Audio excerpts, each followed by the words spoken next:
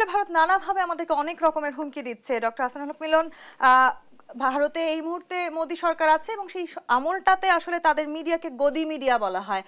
সেই মিডিয়া নানান রকম অপপ্রচার চালাচ্ছে, বাংলাদেশের বিরুদ্ধে ভারত নানা রকম হুমকি দিচ্ছে। বাংলাদেশের বর্ডার বন্ধ করে দেওয়ার মতন হুমকিও তারা দিয়েছে। বাংলাদেশিদের পাসপোর্ট দেয়া ভিসা দেয়া ইতিমধ্যে অনেকটাই কমে গেছে ভারতে। সবকিছু মিলিয়ে আসলে তারা কেন এত চাপ প্রয়োগ করছে বাংলাদেশিদের উপর?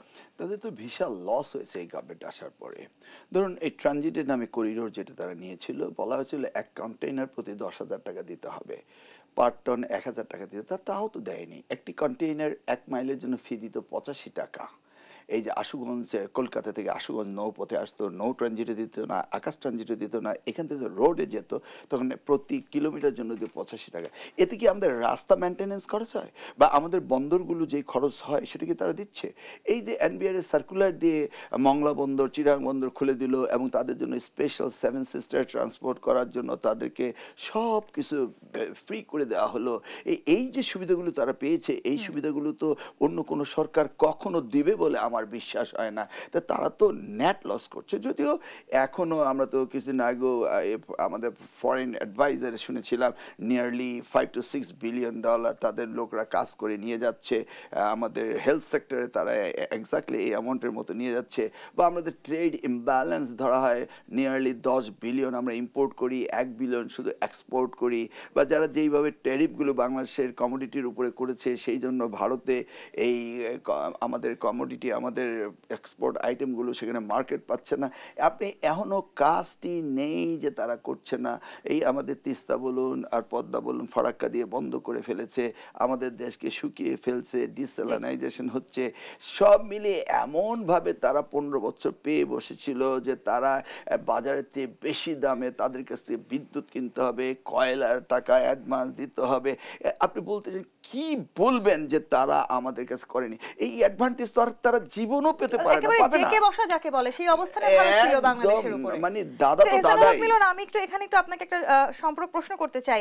সেটি না হয় আমরা বলছি যে আসলে বিগত সরকারের সাথে, আওয়ামী সরকারের সাথে ভারতের সম্পর্ক, বিএনপি যখন সরকারে ছিলেন তখন আসলে বিএনপির সাথে ভারতের এতটাও খারাপ সম্পর্ক হয়তো ছিল না। এখন আসলে এক ধরনের যুদ্ধ ভাব তৈরি হচ্ছে, সেটি ভারতীয় মিডিয়াগুলো দেখলেও হয়তো খানিকটা আমাদের সেটাই মনে হতে পারে। বিএনপি যদি আবারও ক্ষমতায় আসে, তারা কি সম্পর্ক উন্নয়নের চেষ্টা করবে? শুনুন, এই যে বৈষম্য বিরোধী আন্দোলন হলো, এই বৈষম্যটা মানুষ বুঝতে পেরেছে যে ভারত একটি সেবাদার সরকারকে রেখে এখানে মানুষের উপর কী ধরনের বৈষম্য সৃষ্টি করেছে। তো বিএনপি একটি রাজনৈতিক দল, তো রাজনৈতিক জনগণের আশা আকাঙ্ক্ষাকে নিয়েই তো একটি দল কাজ করে। আমরা তো আগে থেকে বিএনপি যে অ্যান্টি ইন্ডিয়ান বলেই তো আমরা ক্ষমতায় যেতে পারিনি, আমরা দায়িত্বে যেতে পারছি না। নাহলে তো আমাদের জনগণের সমর্থন ছিল বলেই আমরা জানতাম। কিন্তু এই ভারতের চাপে এই সুজাতা সিং এসে 2014 নিয়ে গেল, বা মধ্যরাতে নির্বাচনের পর মধ্যরাতেই মোদি বসে আছে কখন কনগ্রেচুলেট করবে। এই যে নির্বাচন কমিশন দিয়ে ভুয়া ভোট করিয়ে, বা 2024 আমরা ডামিরা, আমরা মামুরা ভোট করিয়ে এই দেশের গণতন্ত্রকে যে হত্যা করেছে, এই গণতন্ত্র হত্যা করার পিছনে তো একটি শক্তিই ছিল। আমরা কি পররাষ্ট্রমন্ত্রীর কথা শুনি? আপনাদের উপরেও নানান রকম অভিযোগ ছিল, আপনারাও পশ্চিমাদের দিকে তাকিয়েছিলেন, নির্বাচনকে প্রভাবিত করার চেষ্টা করেছিল বিএনপি নানাভাবে পশ্চিমাদেরকে দিয়ে। পশ্চিমারা কি নির্বাচন প্রভাবিত করে? তাদেরকে এই চরিত্র আছে? কেউ কি জানে যে পশ্চিমারা এই ধরনের কাজ করে?